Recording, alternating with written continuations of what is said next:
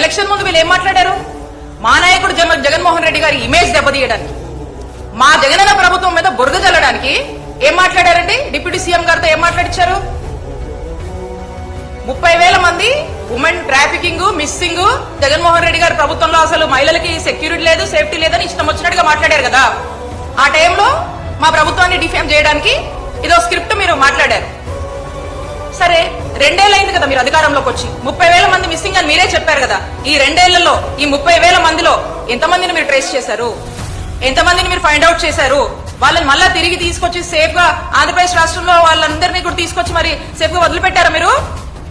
చెప్పండి, వాళ్ళు ఎక్కడున్నారు? మరి మిమ్మల్ని మీ ఈ 2 ఏళ్లుగా మరి ఎక్కడ కూడా దీన్ని ప్రస్తావించట్లేదా మీరు? అంటే ఆ రోజు ఆ టైంకి జగన్మోహన్ రెడ్డి గారి ప్రభుత్వం మీద బురజల్లాలి కాబట్టి ఈ అంశాలు తీసుకొచ్చారు. ఈ రోజు వీటితో మీకు అవసరం లేదు, పని లేదు కాబట్టి ఈ అంశాలు మీరు మాట్లాడరు. చంద్రబాబు నాయుడు గారు కూడా దీనికి సమాధానం చెప్పరు.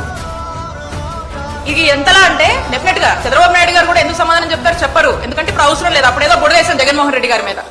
మరి ఈ రోజు పరిస్థితి చూస్తా ఉంటే అసలు ఇంతెందుకు మహిళలు, దాడులు, సామాన్య ప్రజల గురించి మనం మాట్లాడుతూ ఉన్నాం. వాస్తవానికి ఈ రోజు మీ పార్టీలోకి వస్తేనే ఈరోజు కూటమిలో భాగమైనటువంటి ప్రజాప్రతినిధులే మరి ఏ విధంగా ఘోరాలు చేస్తున్నారో మీరు చూస్తా ఉన్నారు.